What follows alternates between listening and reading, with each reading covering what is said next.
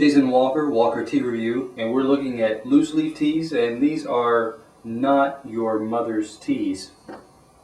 Or are they? I mean, if your mom likes loose leaf, organic, we do look at organic, varieties of teas, black, oolong, green, pu'er. The choices are quite open here.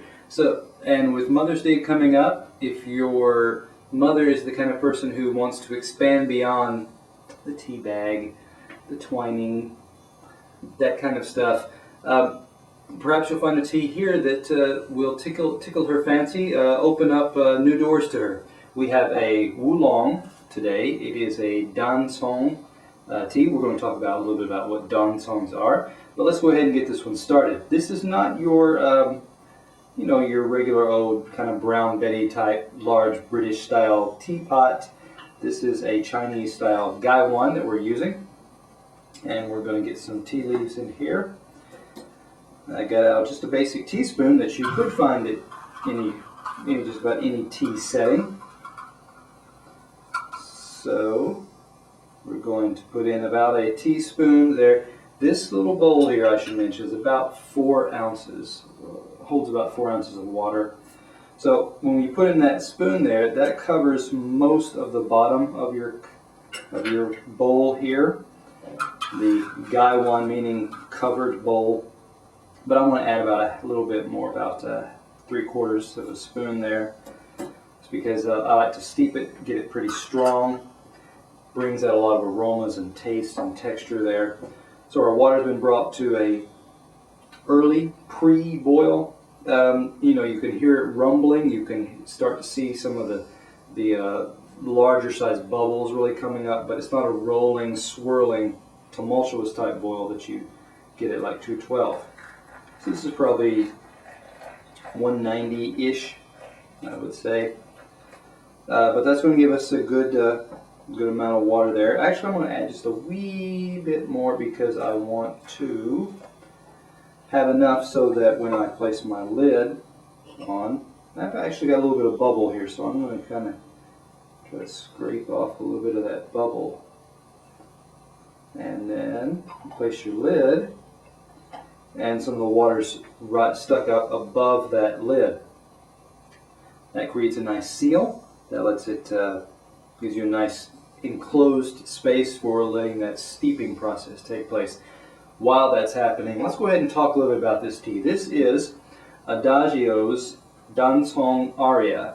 Dancong, Chinese words, meaning, depending on the interpretation or the context, single grove or single bush. This is a oolong tea. Traditionally, this tea comes from the Phoenix Mountain, and that is in, correct me if I'm wrong, but I believe that's in Guangdong province, which is southeast China. And so this tea actually comes from the Phoenix Mountain, the Fenghuangshan area. When we talk about dry leaf, we talk about the aromas, the color, shape of the leaf. I'm getting some kind of toasted Cheerio type notes coming off of this already. Now, a lot of your dancongs will have, as far as aromas go, you'll see them labeled as orchid. What else? Sometimes you'll get a pomelo. Sometimes you'll get a peach. Sometimes I've seen almond. This one, if anything, and it's quite faint actually.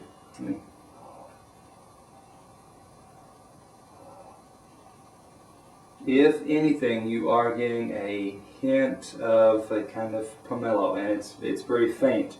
I can understand why they didn't bring that up in the description of on Adagio's website. Speaking of, this sample size on Adagio's site for their DanCongAria, sample size $5. Okay, so it's affordable if you want to try it out. What you'll see is leaves that go anywhere from like a chocolate brown, a russet type color. That's the dominant color. You get a bit of a a seal brown, kind of a, or yeah. So it's all that really to say that you're getting stuff from like a dark chocolate to a almost grayish brown, dark grayish brown. Okay, and you are getting leaves that are parts of leaves. You are getting complete, nearly complete leaves, if not complete. And these are twisted lengthwise down the leaf. So that's why you get these longer, let's pull one out here, you get these longer kind of more, that's a better one. Yeah, a longer, slender looking piece. Just like that. Okay, so that really covers our dry leaf. We're going to get ready to pour. We should have had enough time to steep that. I've dropped a few leaves, but they're still, my mat here is still clean, so I can return those to the container. Now, got out my tea towel, teacup here. I like to use a teacup that has a white inside. It gives you a nice basis for comparing colors and seeing those colors. It's large enough that you can stick your nose to it as well and detect smells. So now our water on the top of our guy one, you'll see it's thinner, lighter looking, but as you look down into and kind of through some of the openings of the leaves, there's a stronger, thicker type of liquor down there, a thicker liquor. So as you see, holding thumb and middle finger are basically holding onto the rim. Don't hold the bowl because it's going to be too hot probably. The index finger is making a small, holding the lid in place, so I've got a small pouring area. Just like so.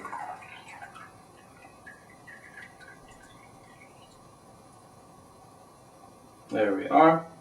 Okay. We'll set this aside just for a moment because we are going to look at these wet leaves.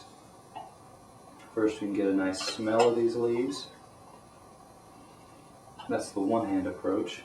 The two-hand approach, we're really sticking your nose down in there.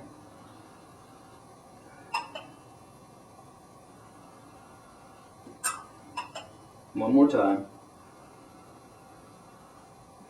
Because I'm detecting that still a little bit of that, still there's kind of a toasted note, and I'm detecting a little bit of that kind of, peachy / pomelo citrus type of tang to it.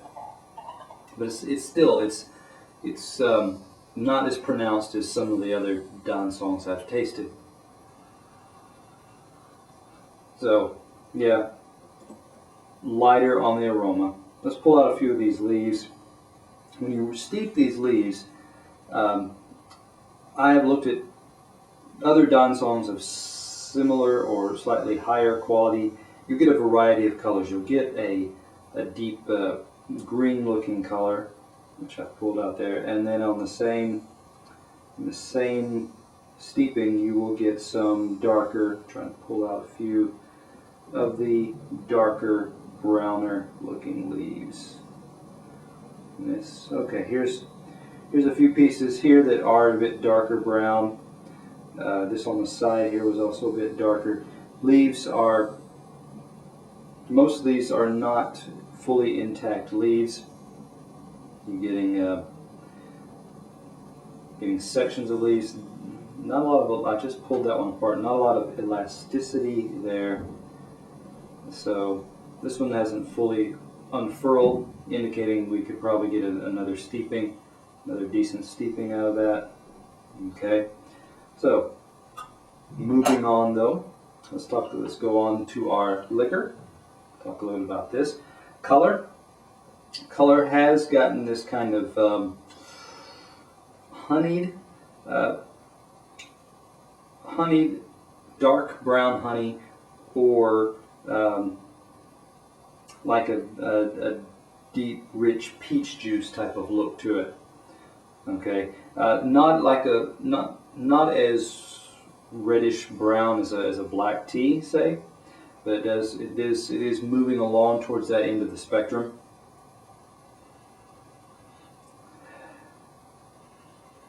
Aroma's pretty light. You do get the sense that there's some tanginess to this, though.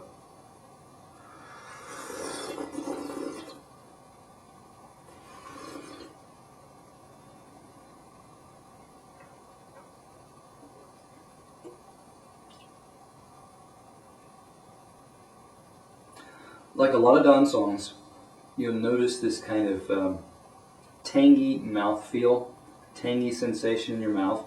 And that's one of the first things that really hits you. The astringency here, I mean, it's present, but it's not, and it gives a kind of almost like your tongue is getting puffy. It does have this feeling that a little bit of swollen type of feeling around, and so it makes your mouth very aware, very keen on what's happening in your taste. Bitterness. This one's lighter on the bitterness scale, lighter than some other dancongs, I should say.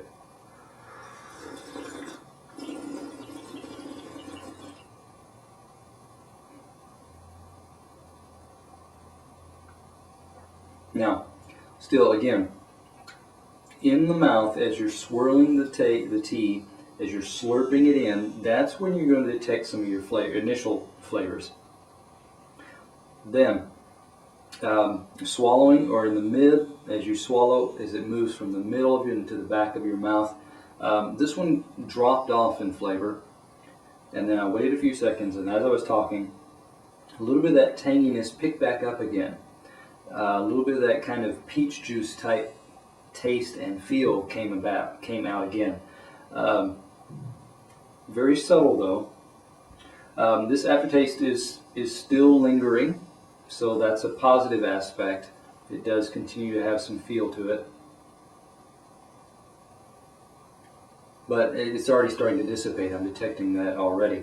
In previous tastings off camera, I got the same kind of result for maybe 2, maybe 3 steepings. It's not doesn't have that sustained punch over multiple steepings. So, as a dancong, this is a fairly gentle, doesn't fully introduce you to what a dancong can offer. The aromas are quite subdued.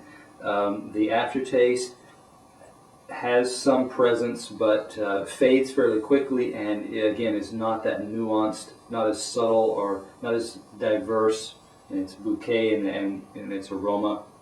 The mouthfeel, even from the initial taste and aftertaste, just doesn't have that heft, that fullness of it that others do. So, putting all these aspects of the tea together, we're looking at giving this one probably an 80.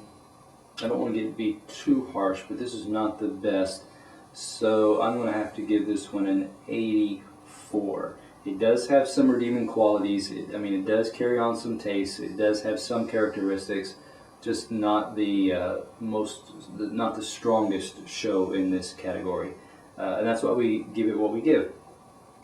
This could be something if someone is put off very easily by strong, pronounced, bold type flavors. You could work their way up with this kind of tea towards something a little more,